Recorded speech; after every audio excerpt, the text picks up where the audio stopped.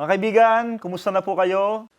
At tulad po ng dati, sa pangunguna po ng aming tagapamahalang pangkalahatan, ang kapatid na Eduardo V. Manalo, pinakahahangad po namin na kayo at ang inyong buong sambahayan ay nasa mabuti pong kalagayan. At kami po ay muling nag-aanyaya sa inyo na panoorin po ninyo itong inihanda po namin na year-end special ng programang ito ng Iglesia ni Cristo, ang programang Pasugo. Kapatid na ron, uunahan na kita, no? Happy New Year sa iyo, ha? Opo. At maging sa inyo po, mga ginigiliw naming taga-subaybay, Happy New Year po sa inyong lahat. At hangad din po namin sa programang ito ang isang maligayang bagong taon sa atin pong lahat. Pero kapatid na Dindo, bago po tayo dumako doon sa ating gagawing pagtalakay, ay mayroon po muna tayong panonoorin. Ayan, Ano po? oo. Mga kaibigan, may inihanda po kaming video. Inaanyayahan po namin kayo na ito ay panoorin sapagkat mayroon po itong kinalaman sa paksa na atin pong pag-uusapan. Ang taong 2020 ay taong hindi malilimutan ng marami. Enero, nagulantang ang marami sa pagputok ng Bulkang Taal pagkatapos ng 5 dekada ng pananahimik. Perwisyong dulot naman ng pag-alboroto ng bulkan ay nagtatagal. Maaari niyang abutin ng ilang linggo at noon nga ay inabot pa ng ilang buwan. Pebrero, naitala ang unang casualty ng COVID-19 sa Pilipinas. The 44-year-old male died yesterday, February 1, 2020. Marso, idiniklara ng presidente ng Pilipinas ang community quarantine sa buong bansa. COVID-19 idineklara bilang pandemic ng World Health Organization. Abril, serye ng paglindol ang naranasan sa lalawigan ng Batangas. Niyanig ng 4.5 magnitude na lindol ang Mabini, Batangas kaninang 1:25 ng hapon. Mayo, pumasok ang unang bagyo sa Pilipinas, ang Bagyong Ambo. Bagyong Ambo na panatili ang lakas habang stationary ang kilos nito sa Philippine Sea. Hunyo, nababahala na ang medical industry dahil sa dumarami na ang bilang ng mga frontliner na binabawian ng buhay. Dr. Marcelo at Dr. Sally Gatchalian, ilan lamang sila sa mga pumanaw sa labang ito. Hulyo, sa paglobo ng bilang ng mga nahawa sa COVID-19, ay lumalaki rin ang problema kung saan sila dadalhin. Ang Pasig City Children's Hospital o Child's Hope ang ginawa na ngayong COVID referral facility ng Pasig City Government para tumugon sa nadaragdagan pang kaso ng COVID-19 sa lungsod. Agosto, sa buwang ito naitala ang pinakamaraming bilang ng nahawa sa COVID-19 sa loob lamang ng isang araw. Setyembre, ayon sa mga eksperto, naitala ang 23 iba't ibang strain ng coronavirus dito sa Pilipinas. Oktubre, pumasok na ang Pilipinas sa 20 nangungunang bansa na may pinakamaraming tao na nahawa sa COVID-19. Nobyembre, 2 malalakas na bagyo ang nanalasa sa Pilipinas.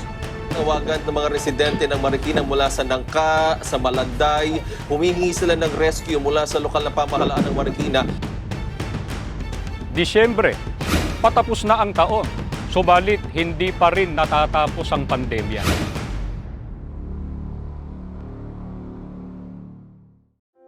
Sa pagputok ng Bulkang Taal, ay sunod-sunod na lingap sa mamamayan ang isinagawa ng Iglesia ni Cristo.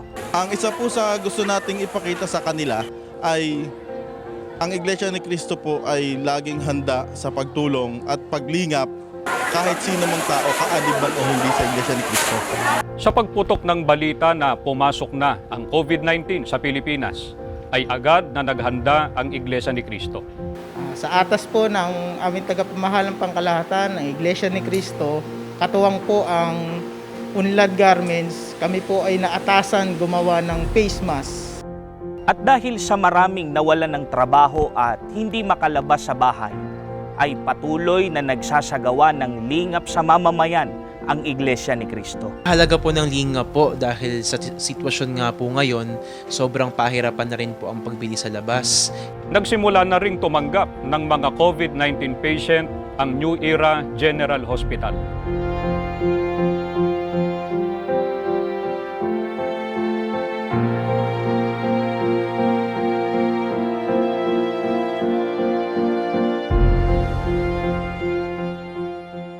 Ipinagamit ng Iglesia ni Cristo ang mga pasilidad sa Ciudad de Victoria bilang testing center at isolation facility.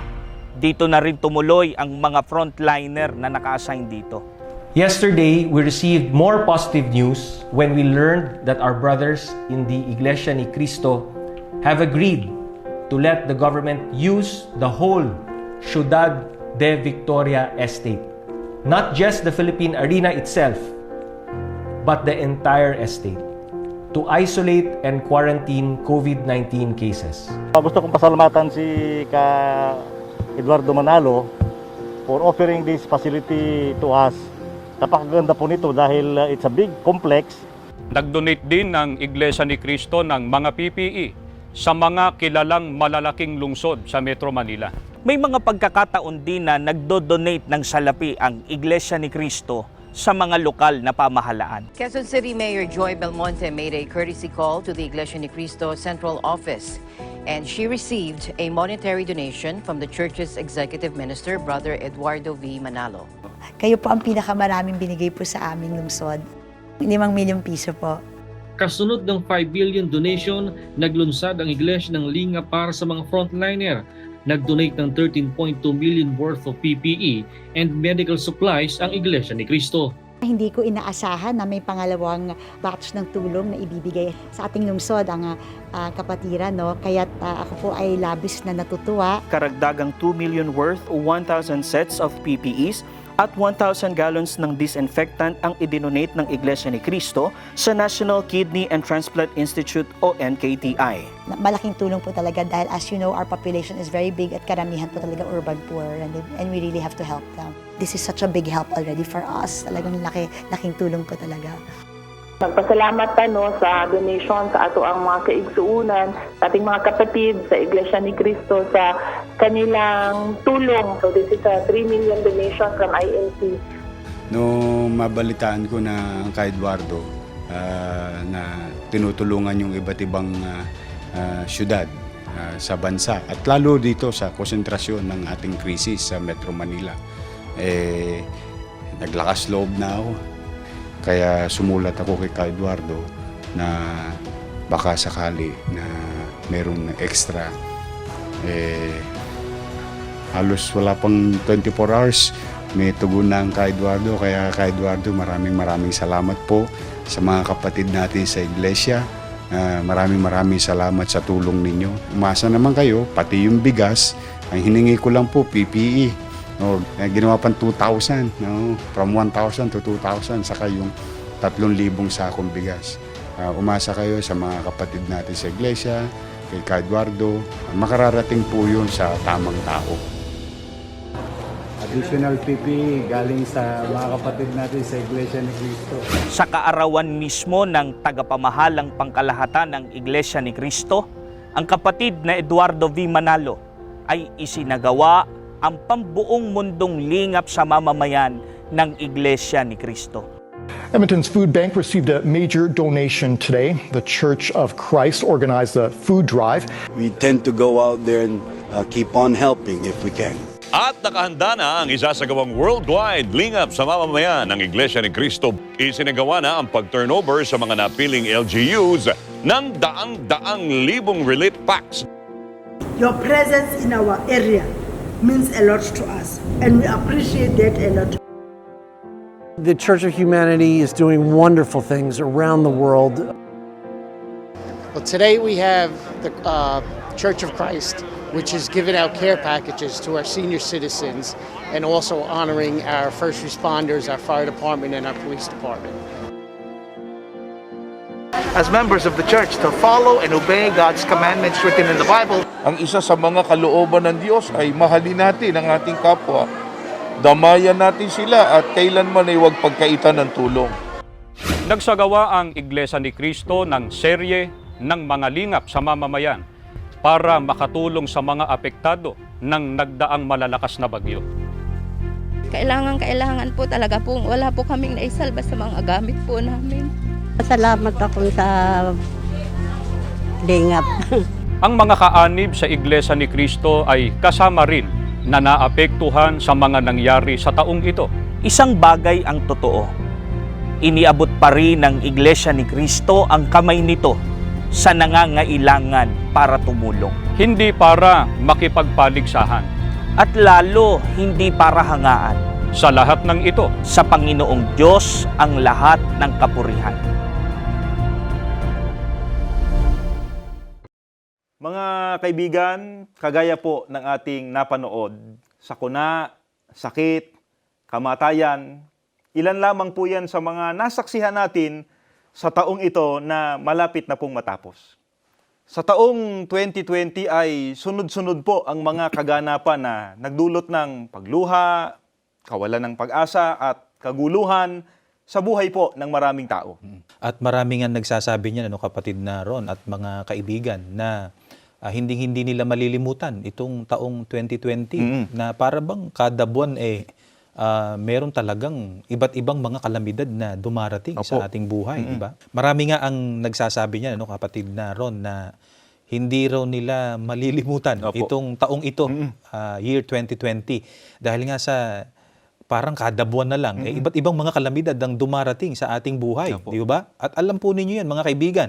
Halimbawa, tulad na lang ng pagsabog ng bulkan, yung malalakas na bagyo, yung malulubhang pagbaha, sunod-sunod na sunog. Idagdag pa nga po ang outbreak ng virus sa hayop, maging sa tao, tulad po nitong pinagdaraanan nating pandemya na tinatawag na COVID-19. So, bakit mga kaibigan, bagaman nakalulungkot yung mga nangyari yan na sinabi namin, pero wag sana nating kalilimutan na sa taon ding ito, 2020, ay nakita rin natin ang mabubuting katangian ng ating mga kababayan. Hindi lamang po ng ating mga kababayang Pilipino, kapatid na Ron, kundi maging ng mga hindi natin kalahi o mga foreigner na talagang nagsikap para makatulong sa mga kababayan nating nangangailangan. At yan napapanood natin sa social media, di ba, kapatid na Ron? At siyempre, kapatid na Dindot, mga kaibigan, nariyan po ang mga magigiting nating mga kababayan na talaga namang inilaan na po nila ang kanilang buong panahon, kahit pa nga yung kanilang buhay sa pagtulong sa mga nangangailangan. Mga, kung tawagin po, ay mga frontliners. Nariyan po ang mga doktor, nurses, police, mga security guards, mga bombero, isama pa po natin yung mga government officials at marami pa pong iba. Maging yung mga karaniwang mamamayan po na kapag may mga kalamidad, tulad nga po nitong mga nakaraang kalamidad na sunod-sunod na nangyari, pagbaha, yung mga sunog na kabi-kabila. Halos lahat ng news na lang, yan ang laman. Opo. Na talaga namang may mga kababayan tayo na tumulong sa pag-rescue sa mga kababayan din nating nangangailangan. Yung iba nga po, nagpatuloy ng mga kababayan natin sa kanila pong mga tahanan. Dahil wala silang masilungan, di ba? At tulad nga po ng napanood natin kanina, mga kaibigan, ang Iglesia ni Cristo ay may isinasagawa ding pagtulong sa ating kapwa, lalo na nga po sa mga napinsala ng mga kalamidad. At ito nga po, mga kaibigan, para sa inyong kaalaman, ay noon pa po ginagawa sa panahon pa ng kapatid na Felix Manalo. At ito po ay itinataguyod magpahanggang ngayon sa pangunguna po ng kasalukuyang tagapamahala ng Iglesia ni Cristo, ang kapatid na Eduardo V. Manalo. At ito po ay sa pamamagitan nga ng proyektong kanilang inilunsad, yung tinatawag po na Lingap sa Mamamayan o Aid to Humanity. Hindi lamang po dito sa ating bansa yan, kundi ginagawa rin po ito ng Iglesia ni Cristo maging sa iba't ibang panig ng daigdig. And totoo niyan. Nito lamang pong November 28 at 29 ng taong ito, muli pong nagkaisa ang mga kaanib sa Iglesia ni Cristo sa sama-samang kusang loob na paghahandog sa Panginoon Diyos ng salapi na inilaan po sa pagtulong sa ating mga kapwa dyan sa Africa. Kapatid na Dindo, baka ito po ay tanong din ng ating mga taga-subaybay. Kami na po magtatanong para po sa kanila. Bakit po ito ginagawa ng Iglesia ni Cristo? Ito po ba ay dahil sa sariling kalooban lamang po natin, kagaya ng ginagawa ng mga kababayan natin? Pakinggan po ninyo, mga kaibigan, ang tugon doon sa tanong ng kapatid na Ron. Ang totoo, tanong po ng marami sa mga nakakapag-observe tungkol sa ginagawang ito ng Iglesia ni Cristo. Ganito ang pahayag ng ating Panginoong Sokristo. Dito po sa Mateo, sa 19, ang talata po ay 19. Iibigin mo ang iyong kapwa na gaya ng iyong sarili. Mga kaibigan, ang binasa po natin ay kalooban ng Panginoon Diyos na ang sabi nga po namin kanina ay itinuro ng Panginoong Sokristo. Ang sabi po niya, iibigin mo ang iyong kapwa na gaya ng iyong sarili. Ito po ang dahilan. Kaya sa Iglesia ni Cristo ay regular na ginagawa ang buong puso na pagtulong sa kapwa sa pamamagitan nga ng proyektong Lingap sa Mamamayan. At gaya nga po ng sinabi po namin kanina, ito po ang dahilan. Kaya ito ay noon pa isinasagawa ng Iglesia ni Cristo sapagkat ito po ay utos ng Panginoon Diyos. Na narinig po ninyo, binasa po namin sa Biblia.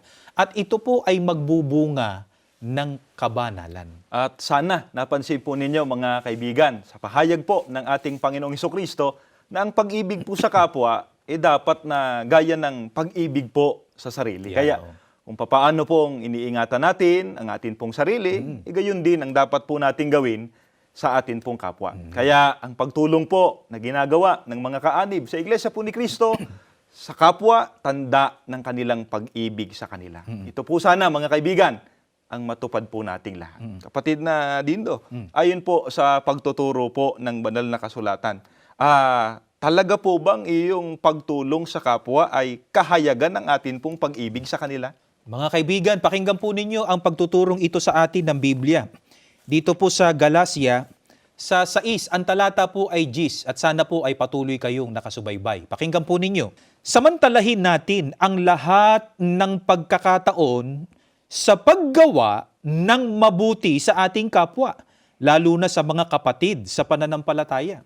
Ang sabi po dito ni Apostol Pablo, mga kaibigan, doon sa kanyang mga kausap, mga unang Kristiyano, na isang paraan para mapatunayan ang kanilang pag-ibig sa kanilang kapwa, ang sabi po ay samantalahin ang lahat ng pagkakataon sa paggawa ng mabuti sa kanilang kapwa. Kapag ka po sinabing samantalahin natin ng lahat ng pagkakataon, ang katumbas po nun, mga kaibigan, walang sinasayang na pagkakataon. Wala siyang inaaksayang panahon, kundi sa lahat ng oras o panahon na makagagawa siya ng mabuti sa kanyang kapwa, kailangan gawin niya yun. Kaya kapatid na Dindo, yun pong pagtulong sa kapwa. Halimbawa po mga kaibigan, yung tutulungan natin ang kapwa para sila'y may makain o mainom, may maisuot na damit o kaya ay mayroon silang masisilungang tahanan. Mga kaibigan, hindi po ba ang mga ito po ay mabubuting gawa? Kaya nga po, ang Iglesia ni Cristo, gaya po ng ating napanood po kanina, ay tumutulong sa atin pong mga kababayan. At sa abot po ng amin pong makakaya, maipagkaloob sa mga nangangailangan ang amin pong tulong. Ano pa po ang isang katangian na dapat taglayin para magawa po ang pagtulong sa kapwa? Si Apostol Pedro naman po ang magtuturo sa atin dito po sa kanyang pahayag sa 1 Pedro 3:8, ganito ang patuloy na nakasulat sa Biblia. Katapus-tapusan, kayong lahat ay mangagkaisang akala, madamayin, mangag-ibigang tulad sa magkakapatid, mga mahabagin, mga mapagkumbabang pag-iisip. Ayon po sa pagtuturo ni Apostol Pedro sa mga lingkod ng ating Panginoon Diyos, dapat anya silang maging madamayin, kapatid na ron, at mahabagin sa kapwa.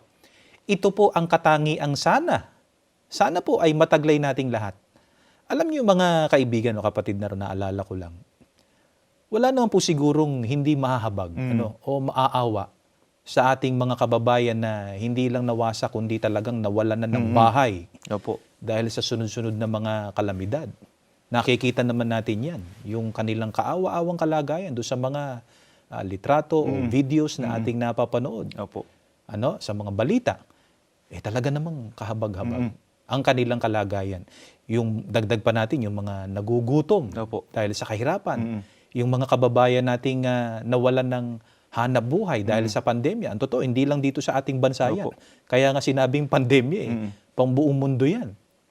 Kaya nga po, nagtuturo ang Biblia ng pagiging mahabagin at madamayin sa kapwa. Mataglay po sana nating lahat ng katangiang ito upang masunod po natin ang utos ng Panginoon Diyos na ibigin po natin ang ating kapwa.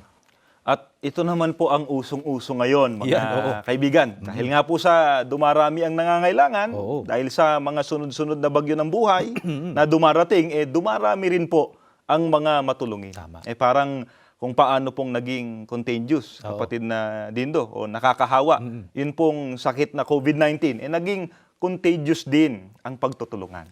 At tungkol po dyan, mga kaibigan, napakaaga po ng pamamahala ng Iglesia ni Cristo sa pagtulong sa mga nangangailangan. Sa pamamagitan po ng proyektong Lingap sa Mamamayan, yung pinanood po natin kanina, Aid to Humanity sa ibang bansa, hindi lamang po para sa mga dagliang pangangailangan ng atin pong kapwa ang ipinagkakaloob ng Iglesia ni Cristo.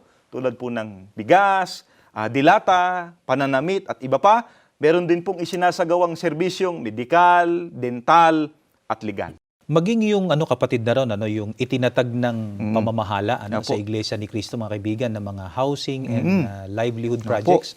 Ayan, napapanood ninyo, mga pabahay, mga hanap buhay, sa pamamagitan ng mga binubuksan po nilang mapagkukunan ng ikabubuhay, kagaya halimbawa ng food processing, eco-farming, at marami pa pong iba. At maging yung isang programa na napapanood natin, yung tinatawag na UNLAD, di ba? Doon ay tinuturuan ang ating mga kababayan kung paano magninegosyo sa simpleng paraan. At maraming mga sumunod dyan, pero nagsimula mang simple, sa maliit na puhunan, pero lumalago.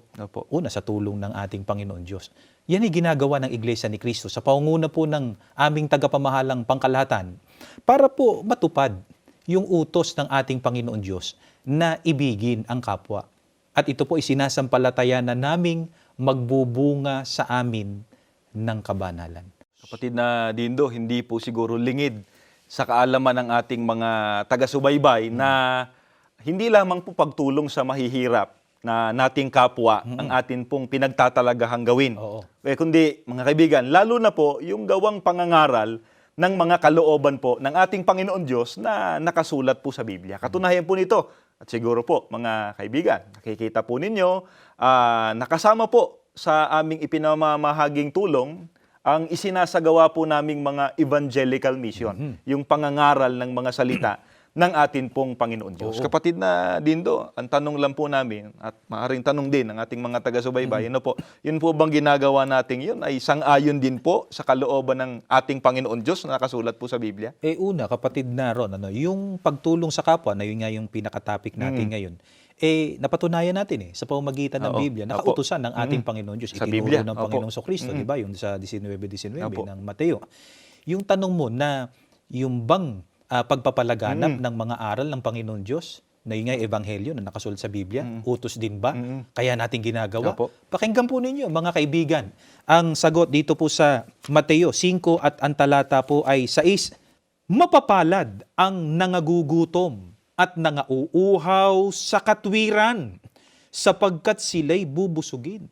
Mga kaibigan, napansin po sana ninyo na hindi lamang ang tinutukoy ng Panginoong Jesucristo ng mga nangagugutom at nangauuhaw, yung mga mahihirap, o kaya yung kinakapos sa kanilang mga pangangailangan sa buhay, kundi maging ang mga nangagugutom at nangauuhaw sa katwiran. Alin po ba ang katwiran na tinutukoy? Ito po ang ebanghelyo o mga salita ng ating Panginoon Diyos na nakasulat sa Biblia. Yan po ay mababasa po ninyo sa Roma 1:16 hanggang 17. Kaya sino po ang tinutukoy ng mga nangagugutom at nangauuhaw sa katwiran? Sila po ang mga hindi pa nakaalam ng mga kalooban ng ating Panginoon Diyos na nakasulat sa Biblia. Ano po ang ipinag-uutos ng Panginoong Jesucristo na dapat gawin sa kanila? Palibasa sila ay nangagugutom o nangauuhaw sa katwiran. Sila po anya ay dapat nabusugin. Katumbas na dapat silang tulungan. Kapatid na Dindo, pati po sa binanggit po ninyo, paano po matutugunan yung pangangailangan po ng mga nangagugutom at nangauuhaw po sa katwiran? Pakinggan po naman ninyo ang nakasulat dito po sa awit sa 40, ang mga talata po ay 9 hanggang 10, ganito po nakasulat. Ang pagliligtas mo'y aking inihayag, saan man magtipon ang iyong mga anak. Di ako titigil ng pagpapahayag. Ang pagliligtas mo'y ipinagsasabi. Di ko inilihim sa aking sarili, pati pagtulong mo't pag-ibig na tapat, sa mga lingkod mo'y isinisiwalat. Mga kaibigan, matutugunan po ang pangangailangan ng mga nangagugutom at nangauuhaw sa katwiran sa paraang maipahayag at maipaalam sa kanila ang ukol po sa pagliligtas na gagawin ng Panginoon Diyos. Kaya kung mahalaga po na matugunan ang pangangailangang material ng tao, lalo pong mahalaga na matugunan ang pangangailangan ng tao ukol sa katwiran o mga kalooban ng Panginoon Diyos. Kung bakit? Sapagkat ito po, gaya ng narinig ninyo, ay magliligtas sa tao sa araw ng paghuhukom. Mga ginigiliw po naming taga-subaybay, ito po ang dahilan kung bakit bukod po sa pagtulong sa kapwa sa pamamagitan po ng pagkakaloob ng mga material na bagay ay pinagtatalaghan po naming mga kaanib sa Iglesia po ni Cristo sa pangunguna ng amin pong tagapamahalang pangkalahatan, ang kapatid na Eduardo V. Manalo, ang pangangaral po ng mga kalooban ng ating Panginoon Diyos na nakasulat po sa Biblia o mga banal na kasulatan. Lalo na po ang ukol sa kahalagahan ng pagiging kaanib sa Iglesia ni Cristo. Kaya kung mapapansin po ninyo, kahit nagkaroon po ng pandemic, itong COVID-19, hindi po kami tumigil sa pangangaral ng mga salita ng ating pong Panginoon Diyos. Kahit po through online, buong sigla na lumahok ang mga kaanib sa Iglesia ni Cristo, hindi po namin pinanghihinayangan ang anumang aming puhunanin, panahon, oras, pagod, sapagkat ito po ay pagsunod namin sa mga kalooban po ng Diyos na nakasulat po sa Biblia. Kapatid na Dindo, ano po ang pangako ng atin pong Panginoon Diyos sa mga walang sawang naghahasik o tumutulong sa gawaing pagpapalaganap ng kanya pong mga salita? Pakinggan po ninyo at ganito ang ating mababasa dito po sa Oseas sa 10:12. Maghasik kayo ng katwiran at mag-aani kayo ng pagpapala, bunga ng katapatan ninyo sa akin. Mga kaibigan, ito po ang katunayang hindi isang kalugihan, ang pagtulong upang matugunan ng pangangailangan ng mga nagugutom at nauuhaw sa katwiran o kalooban ng Panginoon Diyos. Sapagkat ayon po sa Biblia, narinig po ninyo, ang naghahasik ng katwiran ay mag-aani ng pagpapala na mula sa Panginoon Diyos. Kaya kahit po mamuhunan pa ng pagod, sabi nga ng kapatid na Ron po kanina, maging ng panahon at maging ng salapi, ang mga kaanib sa Iglesia ni Cristo para lang makatulong sa gawaing pagpapalaganap ng katwiran o mga kalooban ng Panginoon Diyos, hindi naman po sila pababayaan ng Panginoon Diyos. Sapagkat sila naman ang tutulungan ng Panginoon Diyos sa pamamagitan ng mga pagpapalang ipagkakaloob ng Panginoon Diyos sa kanila. Sa buhay pa lamang po na ito at higit sa lahat ay ang kanyang pagliligtas sa araw po ng paghuhukom. Mga mahal po naming taga-subaybay sa kapalaran pong ito, nais po namin na kayo ay amin pong makasama sa paraang makapiling po namin kayo at ang inyo pong buong sambahayan sa loob po ng Iglesia ni Cristo. Mga kaibigan, ipagpatuloy po ninyo ang inyong ginagawang mga pagsusuri at nawa sa awa at tulong po ng ating Panginoon Diyos, sama-sama nating magawa ang pagsunod sa kanyang mga kalooban tulad po ng pagtulong sa ating kapwa na naghahayag ng atin pong pag-ibig sa kanila. Maraming salamat po sa inyong patuloy na pagsubaybay sa programang ito ng Iglesia ni Cristo at hindi lamang po sa episode na ito, kundi sa buong taon ng aming paglilingkod po sa inyo. Muli niyo po sana kaming samahan sa susunod na taon at makasama po namin kayo na muling talakayin ang mga mahahalagang isyong panlipunan at sama-sama po nating alamin kung ano po ang sinasabi ng Biblia ukol po rito. At tulad po ng dati, bago lamang po tayo matapos, ay inaanyayahan po namin kayo sa isang panalangin.